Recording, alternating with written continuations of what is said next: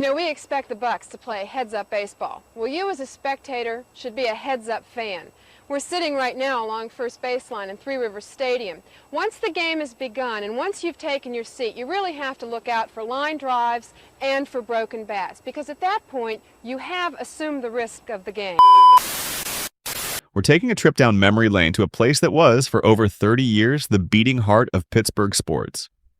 A place that was, well, it was a giant concrete circle. I'm talking, of course, about Three Rivers Stadium.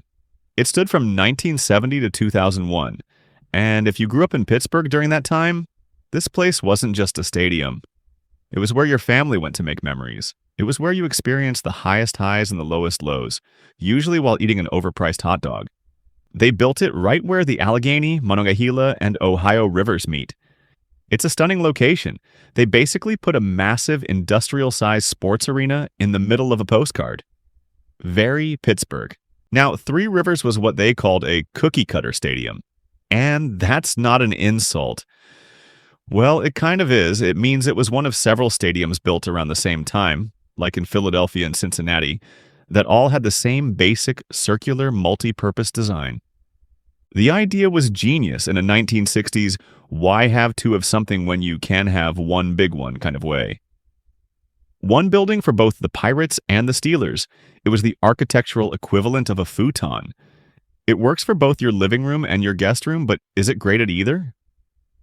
Debatable, but it worked. It sat about 50,000 people and it cost $55 million to build, which seemed like a lot of money at the time. Today, that might get you a backup quarterback for 3 games. First Tartan turf, then AstroTurf. Now, players hated this stuff. It was like playing on a Brillo pad laid over a parking lot. The injury rate was, let's just say, it built character. But it was practical. You could have a Pirates game on Saturday and a Steelers game on Sunday without the field looking like a mud wrestling pit. Progress. But we don't remember buildings for their carpeting, do we? We remember them for what happened inside. And my God, did things happen here? In 1971, the Pirates won the World Series led by the magnificent Roberto Clemente. He was an artist, a superstar, and he delivered one of the most iconic performances in baseball history on this field. And then in 1979, the We Are Family Pirates did it again.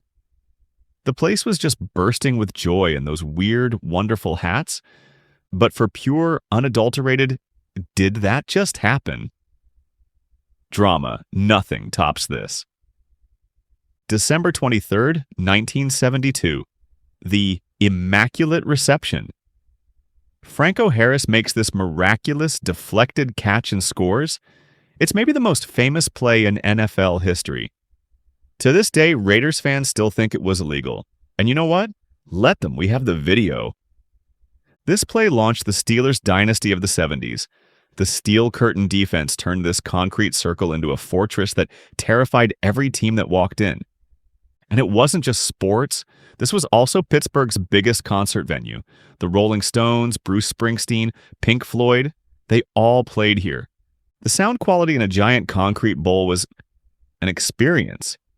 You didn't just hear the music, you felt it, in your teeth. But you could tell your friends, I saw the boss at Three Rivers, and that was all that mattered. But all good things must come to an end. And for Three Rivers Stadium, the end came with a bang. On February 11th, 2001, they imploded it. It was time. The era of the multi-purpose stadium was over. We wanted, and got, 2 beautiful sport-specific homes. PNC Park for the Pirates and Acrisure Field for the Steelers. They're gorgeous, they have better food, and the seats are more comfortable. But for over 30 years, that big, gray, circular donut by the rivers was the center of the universe for Pittsburgh. It's where legends were made, where families spent their summers, and where a city came together to cheer itself hoarse. It was more than just concrete, it was home. Rest in peace, Three Rivers.